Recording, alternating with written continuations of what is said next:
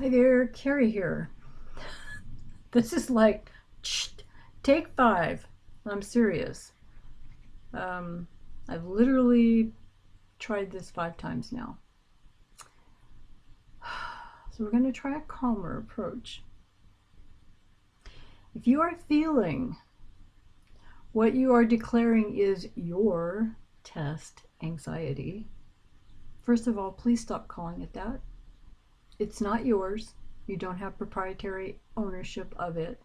Everybody gets to experience what you're experiencing, so stop calling it yours. Calling it yours will make it harder for it to let go of you, for you to let go of it. The feelings that you're feeling in your body and the effects physically that it's having on your ability to write is coming from thoughts in your head. So I can really say it's all in your head, except you're not slowing down. I'm not talking about writing. You're not slowing down the thinking process enough to be able to catch the thoughts that are going by. You can't catch them, you can't see them, you're not aware of them, you can't change them. What is it that your brain is afraid of? What is it trying to protect you from that it finds it so necessary to put you into a place of biochemical anxiety, panic attacks? What is so vital to it? Because the most vital thing it defends is life and death. Its job is to keep you alive on the planet for one more day. Have you decided that the next test you're taking is life or death? Feels like it, yeah, but it's not. You know, you get to have those things in life be uncomfortable and to become a better person by overcoming the result that wasn't the result you wanted. There is no such thing as test anxiety. There is just anxiety. And oftentimes your brain is flashing back on a memory that was laid down early in life, and it felt like you're feeling right now over some episode that had nothing to do with core reporting, but it had all to do with being perfect or achieving or failing or procrastinating or keeping the motivation going or letting somebody else down or being embarrassed or being humiliated. There was something that happened. You don't even have to know what it was to let it go. There are techniques that we can use without regression that look like we're having a conversation to let things go. Those things want to hang on really, really bad sometimes. I mean, I know I was in that position, and then with my own clients, you know, I have people where I'm trying to tell them, just like a great hypnosis therapist told me, you gotta let this stuff go. And my clients will look at me with tears sometimes, and it's like, you know, I think I'm letting go, but the thing won't let go of me. That's the key. The anxiety, let's call it that, it's a good A word, won't let go of you because it doesn't trust that you're going to be okay if it does. What can you do to assure all those biochemical reactions that are happening in your body? What can you do to assure that part of you that you're going to be safe whether you pass the test or you don't pass the test? It's a peripheral part of your life's journey experience, but it's not the bulk of it. And you're not going to die if you fail. And you're not going to die if you pass. It's not life or death. But the part of you that's rearing its frantic head is saying something happened once, or many, many, many times long ago, and it left you feeling so bad and so emotionally battered that I just can't take a chance to let that happen to you again. My job is to keep you from pain, and this is pain. Getting out of court reporting school can be painful. It can be demoralizing, humiliating. It can be saddening. It can be all the things we don't want, and that part of us that wants to protect us wants to keep us away from it. You got to reframe all the stuff that's going on in your head. I don't know, do we need to have a Saturday morning reframe hour where we just, and that's okay, I can do that. Just bring me all your stuff, you know, all the thoughts that you're thinking. I was thinking back about something this morning, just realizing that, you know, when I was struggling with all this stuff, you know, before I got to a point where I could wake up in the morning actually feeling, well, I won't even go to happy, not even yet. I'm content, I'm okay, I'm not anxious, I'm not panicked, I'm not defeated, I'm okay. You guys, it took me a lot of years to just be able to say to myself, it's okay to be okay. Because somewhere deep inside me from early, I didn't believe it was okay to be okay. If it was okay, that meant, oh God, that meant I was not on the alert and something bad had slipped through the cracks and something worse was going to happen and I wasn't going to be prepared for it. That's how bad it was. Generational trauma. You know, I grew up with a grandmother, God bless her. But I remember my grandfather saying to her one time, you know, and I'll leave out the expletives, but he was trying to be kind. He said, you know, if you didn't have anything to worry about, you'd be worrying that you didn't have anything to worry about. What is wrong with you? And he was kind of right. I mean, what was wrong with you? Like, Grandpa, you could rephrase that. He didn't know any better. He just saw somebody he cared about who could not get out of a worry loop that had been going on for her whole life. And she was, you know, thinking back, she was the 11th of 13 kids, something like that. She had a lot to worry about. She had a lot to really, you know, expectations to meet to stay relevant in that large of a family that was very poor, very, very, I mean, poverty stricken. You know, when hoping for Christmas that you get a pair of shoes, not new shoes, just shoes. And if you got an orange, that was like a huge thing.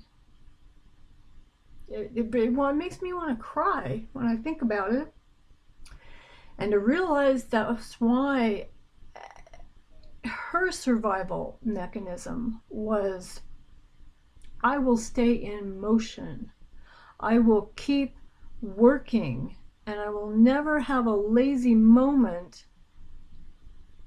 Nobody can call me lazy. They'll call me all kinds of things and I'm not as smart as other people, but they will not call me lazy because I will always be in motion. I'm like, oh my God, where did I get that? And I appreciate the work ethic that she gave me.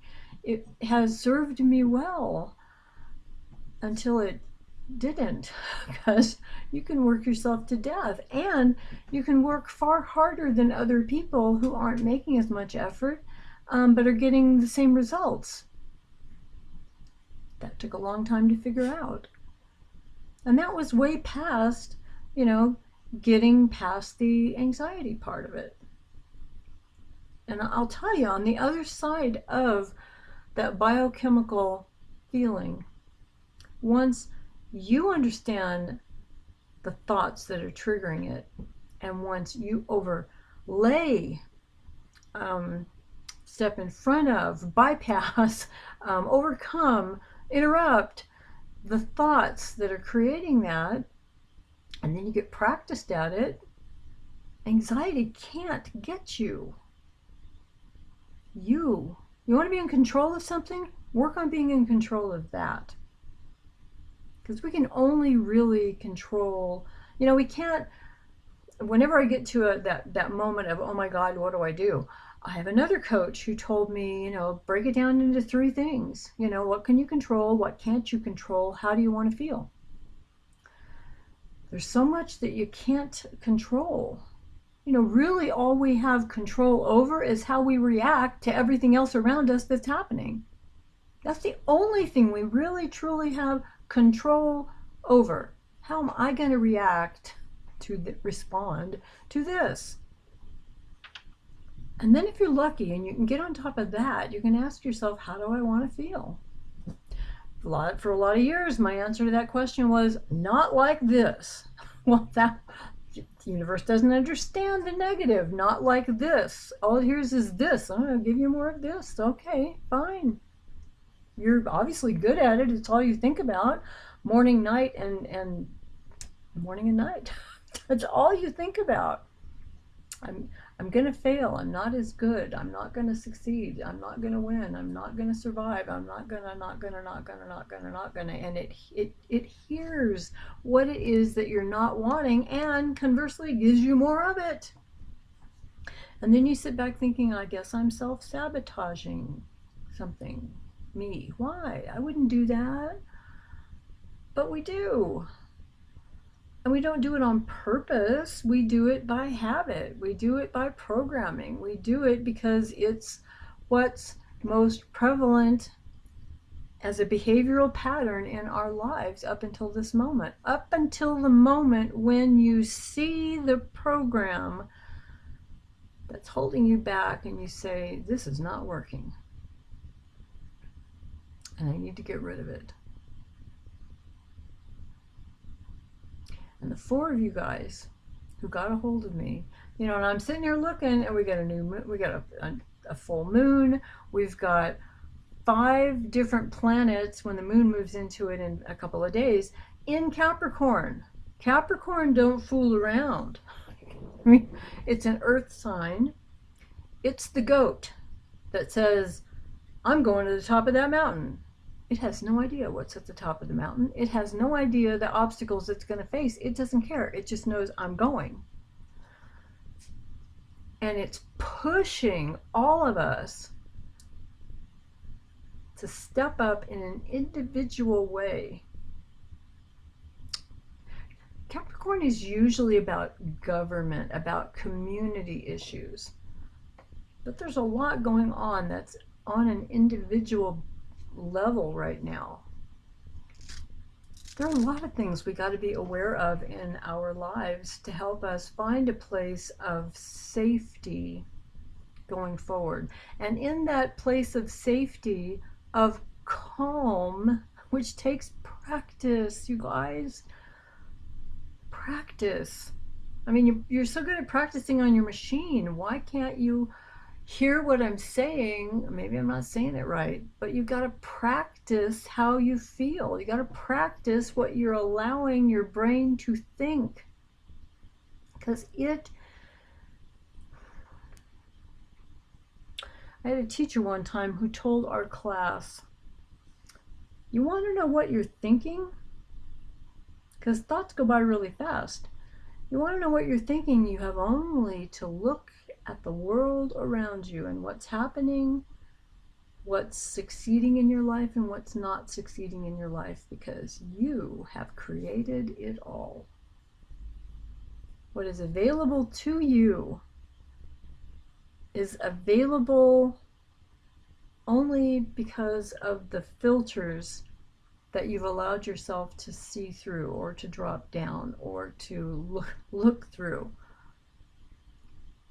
Because otherwise, it's your reticular activating system. It's,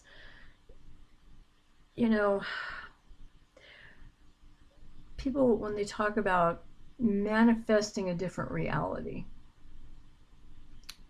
the reality's out there. It's out there, and it's available to everybody, to anybody.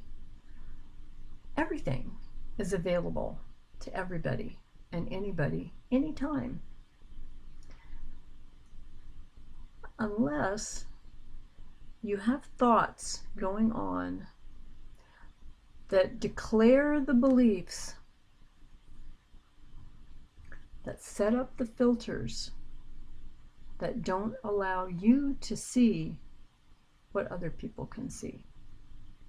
Do you know there are people who go through court reporting school who don't understand the anxiety and the frustration that most of us felt? I have watched them. And when I talk to them, it's like, oh, it wasn't the easiest thing I ever did, but it wasn't that hard. It was frustrating not passing tests, but it wasn't that big a deal. If you have an attitude like that, of course school is going to be easier for you. It's those of us who say, this is really hard. This is really challenging. I'm not really good at this. Most of the tests I've ever taken, I've failed, so I'm going to fail most of them. Really? There was a point in your life when you couldn't walk. You were a little baby. What if that part of you, of your mentality, existed when you were trying to learn how to walk, and it said, oh, for God's sakes, look at you. You take a step and you fall. You take a step and you stumble. Look at you. You're just useless. Everybody else is going to be not just crawling and walking, but running, and you're just still going to be, just sit there. You're just not good at this.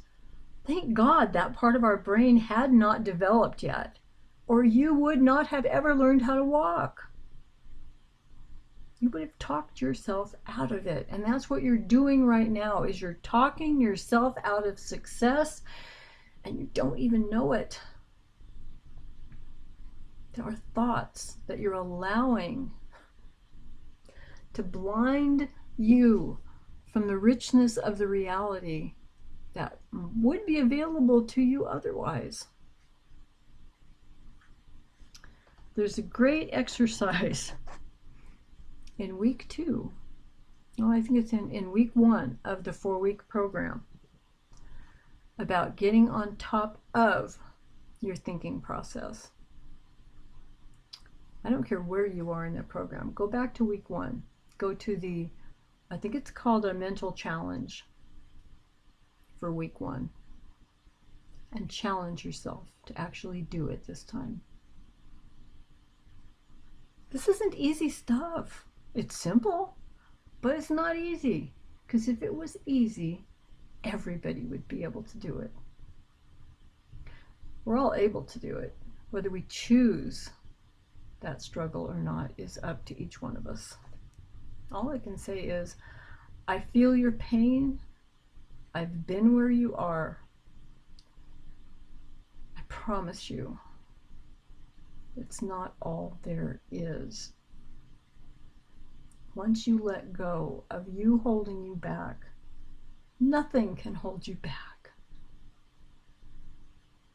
You have been the only force in your life holding you back all of this time. And if you think it was somebody else's doing, we need to talk. Because I know. I spent 59 years of my life in a victim mentality mode. Nobody's done it probably as good as I did. It was everybody's fault. I was succeeding and still being a victim and holding myself back from other things that were available to other people but just not available to me. Oh, I don't know why. Except now I do. Once you realize, then it becomes a different, I don't want to say battle, but it becomes a different approach, a different protocol. And now you've got tangible elements that you can actually work with to get a result, instead of just spinning your wheels saying, I don't know, I don't know, I don't know, I don't know. Why? There are answers to all of those. Please get a hold of me. I love you guys. Or if you don't want to get a hold of me, you don't want to work with me, that's cool. Go get the 4-week program, and because I'm working with the damn Kajabi people. I'm holding it at $49.95.